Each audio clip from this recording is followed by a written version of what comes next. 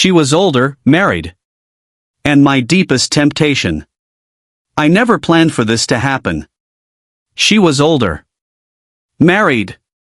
Out of my reach. And yet, she became the one woman I could not stop thinking about, my deepest temptation.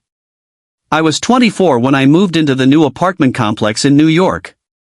Fresh out of grad school, eager to start my career, hungry for life. The building itself was old but elegant, with tall windows and ivy climbing its brick walls. I was unpacking boxes one evening when I first saw her. Sophia. She was standing by the lobby window, dressed in a flowing silk dress, her hair pinned up with effortless grace. She must have been in her late 30s, maybe early 40s, but age only made her more magnetic. There was a quiet sophistication about her, the kind you don't often see in younger women. Her eyes met mine, and for a moment, I felt the world stop. "New here?" she asked, her voice smooth, mature, with a faint trace of weariness behind the elegance. I nodded. "Just moved in today." Her lips curved into a polite smile. "Welcome, then. I'm Sophia. Apartment 4B.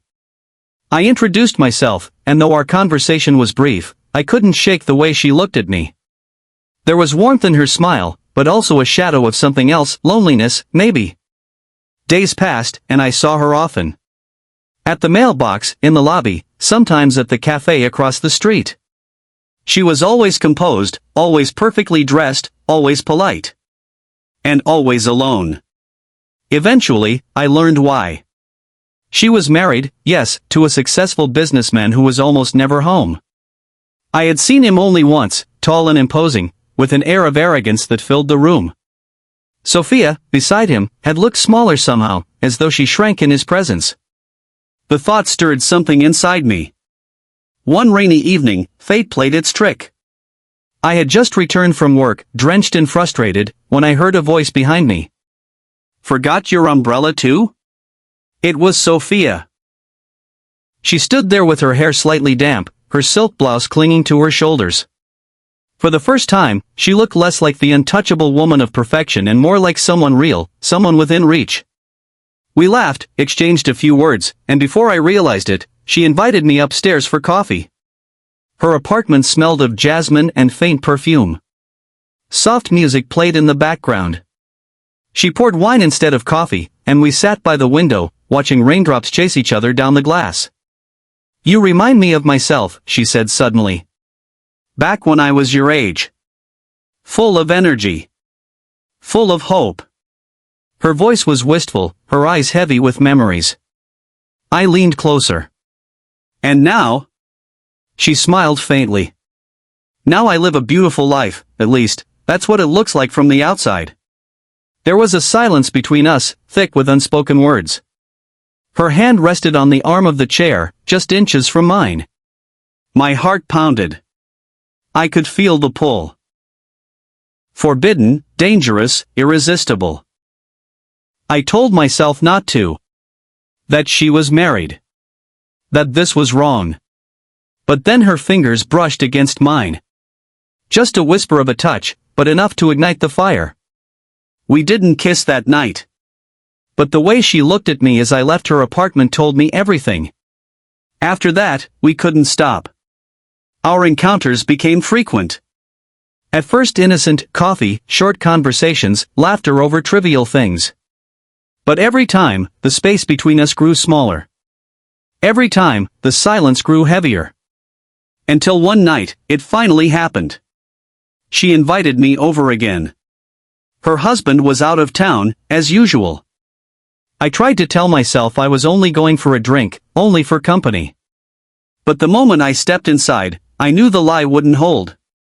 She was standing there in a simple dress, her hair falling loose, her eyes darker than I had ever seen them.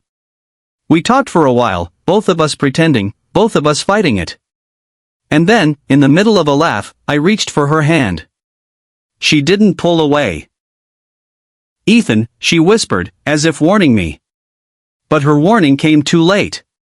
Our lips met, soft at first, then desperate, hungry. My arms wrapped around her, hers around me, and the world dissolved. The kiss was fire and sin, passion and guilt all tangled together. That night, we crossed the line. The days that followed were a blur of stolen moments. Whispers in the hallway. Secret dinners. A touch of her hand under the table when no one was looking. And when her husband traveled, we had entire nights to ourselves. I would sneak into her apartment late at night.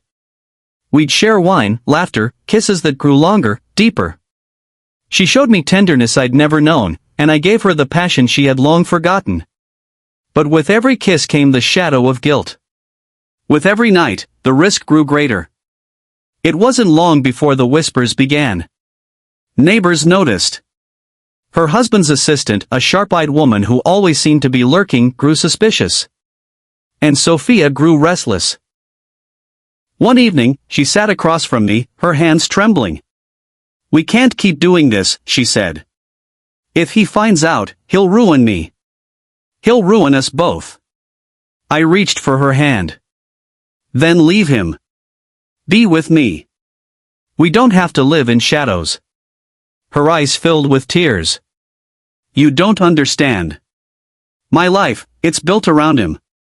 The money, the house, the image. If I walk away, I'll have nothing." Her words cut deep, but I refused to let go. "You'll have me." She smiled sadly, brushing her lips against mine. "You're young. You still believe love is enough. One day you'll see, it isn't." But I couldn't accept that. One night, while her husband was away, she called me. Her voice was shaky, urgent. "Come over. Please." I rushed to her apartment. She was in tears, terrified. She had found out her husband knew something. He was returning earlier than expected. That night was chaos. At one point, I had to hide upstairs as her husband stormed in, demanding answers. I could hear their argument. His anger, her desperate attempts to calm him. My heart pounded so hard I thought he would hear it from the hallway. When he finally left, Sophia collapsed into my arms. "We're playing with fire," she whispered. "Sooner or later, we'll get burned." The breaking point came a week later. I gave her an ultimatum. "I can't live like this, Sophia. I can't be your secret anymore. Either you choose me, or I walk away." She stared at me, torn apart inside. For a moment, I saw the woman who wanted to run, who wanted to escape into my arms and never look back. But then, I saw the fear take over. "I can't," she whispered, tears streaming down her face. "I don't have the strength."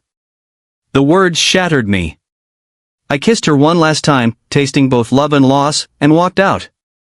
It's been months now, but I still think about her. The way she laughed. The way her eyes softened when she looked at me. The way her lips trembled when she said goodbye. She was older. Married. Untouchable.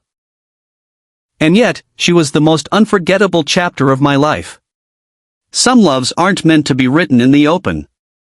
Some are carved in whispers, lived in shadows, and buried in silence. And she will always be mine. My deepest temptation.